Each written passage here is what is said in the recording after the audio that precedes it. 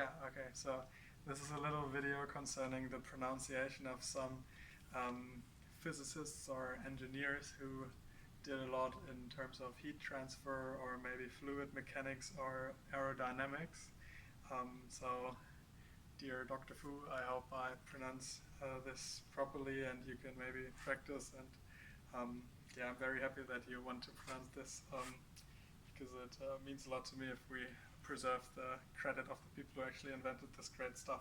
So the first name that appears in the script, I'm not 100% sure if he is German, but the name sounds German to me. So it's Grashof. So Gras means grass, and Hof is like court or yard or something. So Grashof. Grashof. Okay, that's the first one with the Grashof number. Now, you mentioned in the lecture Blasius. Blasius. So Blasius is, I think, a co-worker of Prandtl. Yeah, let's do also Prandtl. Prandtl.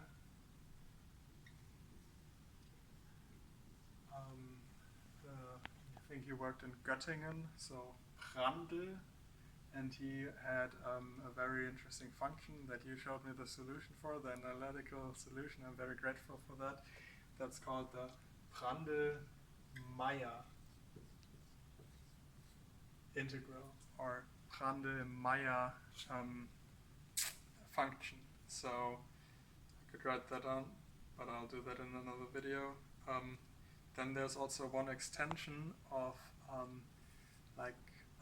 supersonic aerodynamics. So you would call this the Prandtl, or I think it's Gotthard-Regel. So he was also a student of Prandtl. His name was Gotthard. Yeah, it could be that this is spelled wrong. Sorry for that, Mr. Gotthard. I mean, he's dead anyways, but you pronounce his name Gotthard, in my opinion. So, let's see what else we got in the lecture script, which German people appeared. So there's Navier-Stokes. Navier was a French guy, Stokes was Scottish, so I have no business trying to properly pronounce their names. There's Bernoulli equation. I think the integrated Euler equation. So Euler, it's Euler, not Euler or something. So Euler's number is E. It's roughly 2.718, so on. So that's Euler. Also, yeah, probably can't read anything.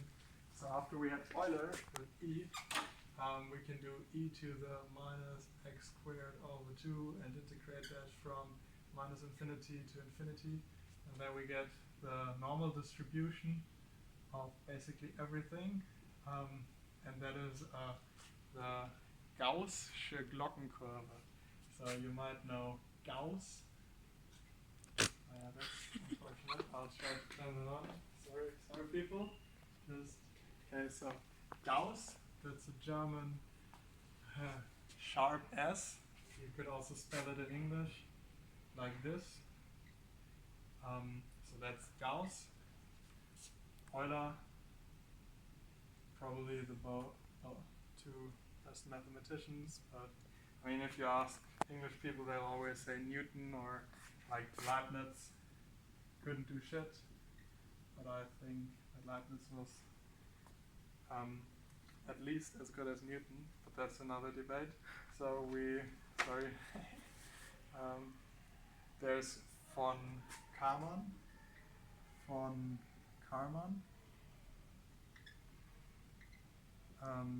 He was from Hungarian, and he moved to the United States. He had this Karman-Wirbelstraße, this vortex, doesn't matter. So let's have another look at other guys. There's Reynolds number. most important number probably in aerodynamics. English guy, Reynolds number, you can determine like laminar or turbulent flow by his unitless number. Then there's Newton's law of cooling, so I'll just write Newton here. Leibniz, Newton, they're pretty cool guys. And because it's Newton, of course, you have to call it law and can't call it theorem or anything. This is great Newton. Let's have a look at Sommerfeld.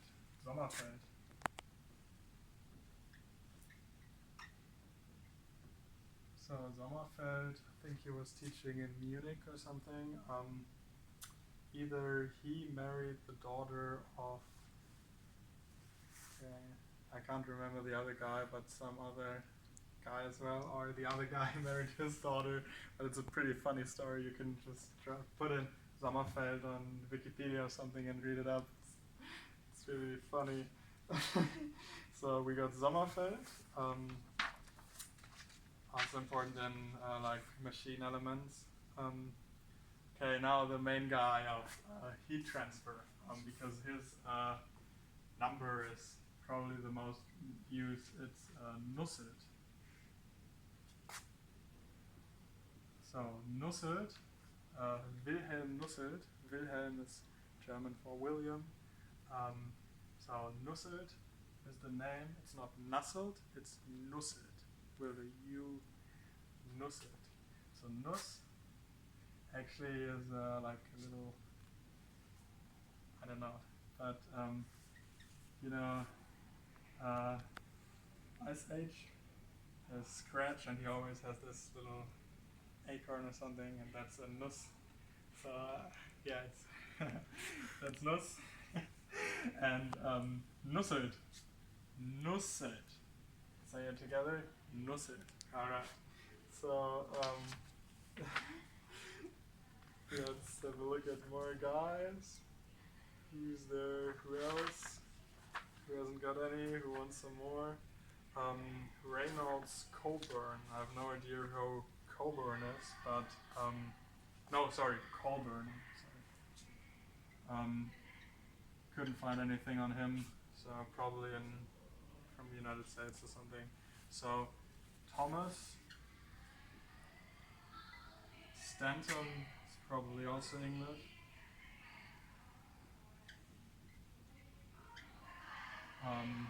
No idea about that name. Stanton. Who else? Schulz Grunow. Oh, Schlichting. Yeah, that's a good one. So we got Schlichting.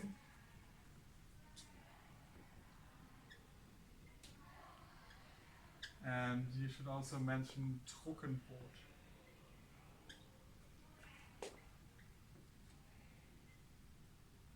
I don't know if you spell it like this, Trockenbrot, or without the D.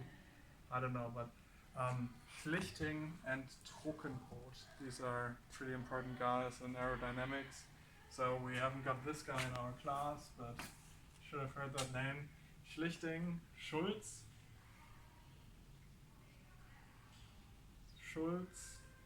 Grunow.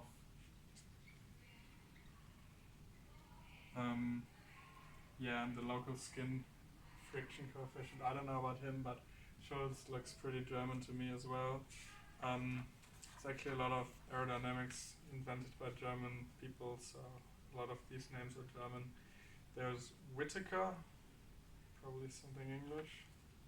And let's see who else in our lecture script. Ditus und Oelter. I don't know about Ditus, but if they worked together, they were probably both the same nationality. And you spell it like that in English, but in German you would probably spell it like that. Bölter. So Ditus Bölter formula. Then there's a Russian name that I can't pronounce myself, and Zidar Tate, no idea, another Russian. Hausen could be German. Hausen. this actually means house in German. So Hausen, house. Yeah, then there's the K. Sellers, Tribus. Now I'm clear about that. But Klein, you also read that a lot in English. It's means small in German. Like a lot of these people emigrated to the United States, so they might even themselves pronounce their names differently. But Klein and Bölter and Hausen sounds a bit like they had some German ancestors.